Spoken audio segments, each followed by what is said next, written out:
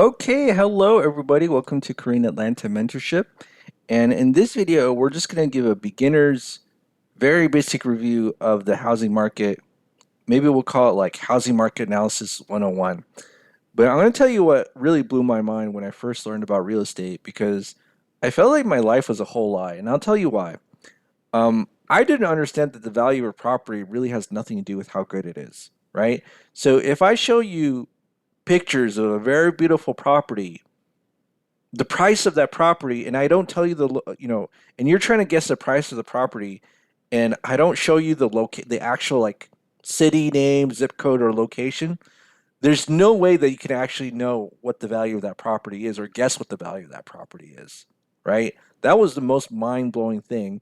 And this is what I used to think. So let's say I take this $95,000 home, right? And then I put $100,000 worth of upgrades to it. I thought that home would be worth $195,000. I mean, to me, it makes sense, right? That's like the most logical approach. In fact, if you ask young people, like, hey, like, what do you, if I put $100,000 worth of upgrades in this home, is that house worth $100,000 more than before it was? And I think most, especially young people, will say yes. Now, to understand just the housing market or markets in general, I always like to teach show somebody a very, very expensive market. So go to like the two extremes at the end. So show somebody a very, very expensive market and then show that same person a very, very cheap market, right? So I'm in Danville, Illinois, which is supposedly the home of very, very cheap housing. And one of my real estate instructors actually owns a lot of homes in this area, right? And if we actually take a look at the prices here, there's a lot of homes that would be considered very cheap, like $40,000, right? $40,000 home, $95,000 home, 195. This is 220. Take a look here, $74,000. $109,000 for a four-bed, two bath, and they got to drop the price. Look at this one, two bed, one bath for 27 grand. So you can kind of see in this area, a lot of the homes are around $100,000 or less. Doesn't mean that you don't have homes that sell for more, but the vast majority of them sell for less than $100,000. Okay. And so and this is why I always like to show very cheap markets versus very expensive markets. So if I go in and actually let me sort this by price, right? Of what the most expensive house will be. So sort by highest price. You'll see that within recently, the highest price you'll ever get in this market is $400,000, right? That's the highest you'll ever get. Okay. And so there's somehow homes here in the $300,000 area range, but as you can see, there's a lot of homes that were mostly $200,000, and then here it's like $100,000. So we got essentially a lot of cheap housing here, right? And I'm actually gonna, and it doesn't mean that these homes cannot sell, right? So here we got a 15-acre lot that's gonna sell for $400,000. Okay, we got here that's pending. So let me take a look at this house, and I was actually looking at this house before. Now, here's the thing: when it comes to real estate, the quality of the home is not the main factor in the price, okay? Because let's imagine that you didn't know that this was Danville, Illinois. You're just looking at pictures, okay? You take a look at the picture, and I think this is new construction, but look how beautiful that is. I don't know if you can see that, but brand new kitchen, brand new, it looks like brand new flooring. Take a look at that bathroom. That bathroom looks really nice. Love it, right? I'd buy that home, work from home, get that nice, all that nice new stuff, right? I love the bathroom. I think that bathroom's better than mine. I don't know. Is this like another second kitchen or something like that? I don't know what that is, but it looks good, right?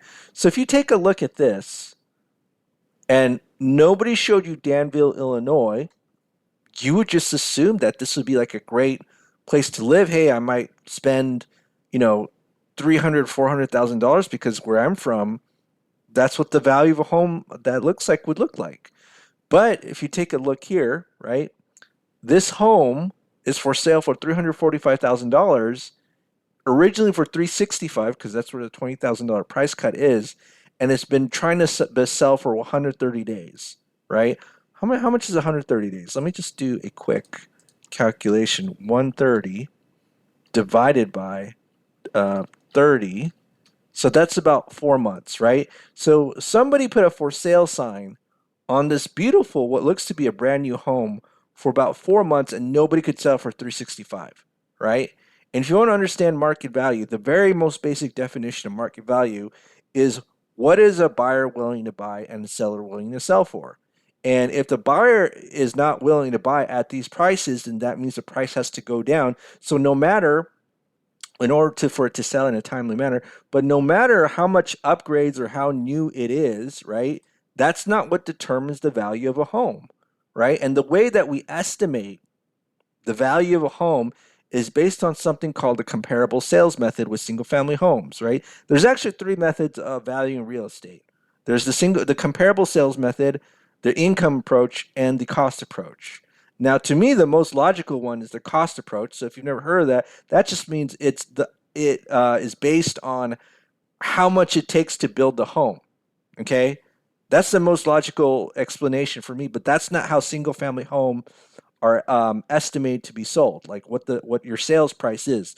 So the way that you value a home, right? The way that you value or estimate the value of a home is through the comparable sales method. And what that means is that you take homes in the area that are similar to yours, that have sold recently, probably in the last maybe 3 to 6 months, in the same area, same build, same number of um, beds and baths, and that's how you estimate the value of your home.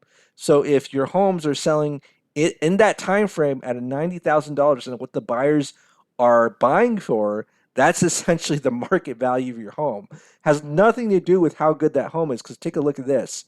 Even though we have this beautiful, beautiful home, just because we're in Danville, Illinois, it's not going to sell for 365, or not at least immediately, right? But let's say we switch locations, right? We magically transport this home to San Francisco, California. San Francisco, California. And actually, let me do this. Let me get some. So, hold on. I'm gonna sort this by homes that actually sold, so we know that's the price that people bought it for. And you could kind of take a look about how these are the market prices because these are actually the prices that buyers are willing to buy for, right? So 2.4 million for 4 bed, 3 bath. 1.9 million for a 2 bed, 2 bath. Think about it. Let's say you constructed this home and it only took you about $200,000 worth of material to build it in San Francisco and it's worth 1.9 million. If you magically transported this home to Danville, Illinois, same exact home, same exact build, that home is going to be worth $90,000 or whatever, the comparables are. And this is why comparables are the gold standard in single family home real estate because it's all about what is the buyer willing to pay in order to be at that home, right? That's how comparables work is that you understand how much someone is willing to pay for homes similar to yours. And take a look at this 3 bed, 2 bath for $2 million, right? This one, 3 bed, 2 bath, $1.5 million. And here's the crazy thing, right? So when you're doing market analysis, you have to be aware, and it doesn't even matter what industry, and you could be in food, you can be in whatever, right? Well, but this channel is kind of focused on housing. You have to be aware what the price of rent is, what are people willing to rent for, versus the price of which people are willing to own a property, and and those prices have really no direct correlation with each other, right? So, for example, if I do a Google search, I know there's an article on Fox News LA, always cheaper to rent than own. right? So if we take a look here, it says that 0% of Los Angeles homes are cheaper to buy than rent, meaning that's always more expensive to buy than rent, right? Renting is the winner's option in the Southern California area. Like that, you'll actually save a ton of money if you just rent instead of actually buying a home.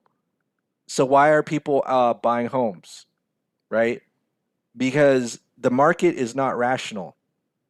The market is not rational, right? We have to just understand the market is what it is. If people are willing to overpay to buy a home, that's essentially what they're willing to do in certain markets, right?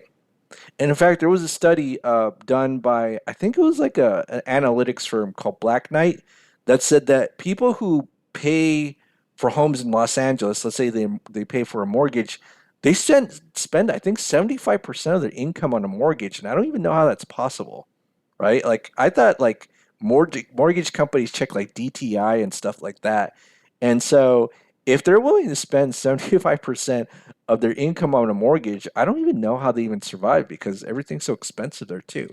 But back to my point, how do you know why is it that this 3 bed, 2 bath house in San Francisco, and let's take a look, it's probably nice, right? So probably. Um, why is this 3 bed, 2 bath home in San Francisco? Again, it looks pretty nice so far. Yeah, I like the pictures. Is worth $1.5 million, whereas that brand new home that we saw in Danville, Illinois couldn't even be sold for 365, right? Because the value of a home has nothing to do with how good it is.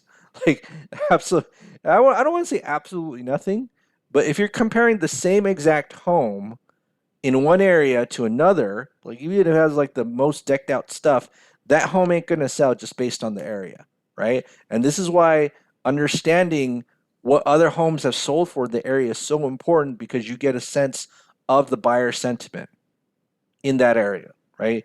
And I don't know where I heard this, but I totally agree with this. But I really believe that the buyer actually has more power than the seller because the buyer is the one who determines the price, not the seller.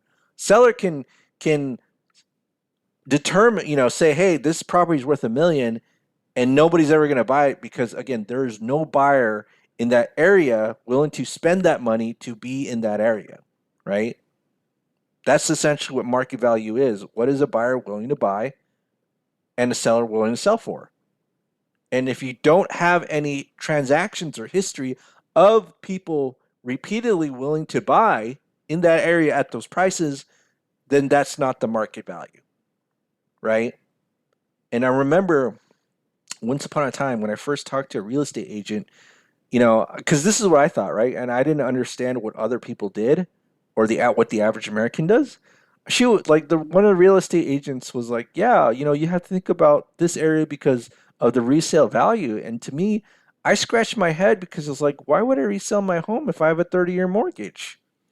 And then I realized that the average American moves every 5 to 7 years. And I didn't even understand about the concept of resale value back then, right? Resale value, market value, had no idea what that even meant. All right. So I hope this was very insightful. So whenever you want to practice market analysis, I always recommend not just studying your area, but studying the extremes of two areas, right? I always love going to San Francisco, California, and seeing these real, like in my opinion, inflated prices. But again, to the buyers of this market, it's not inflated because they're willing to pay for that to live in the 3 bed, 2 bath home, right? And then comparing it to again Danville, Illinois, and seeing how cheap these homes are, right? How cheap 84,000. You'll never see this in San Francisco. Has nothing to do with how good the home is. Okay? All right. Well, this is a Korean Atlanta mentorship, so hopefully this beginner's course of market analysis made sense. And if you're interested in joining a group and wanting to learn about real estate investing, go ahead and click the Google form link below. Other than that, have a great day and we'll speak next time.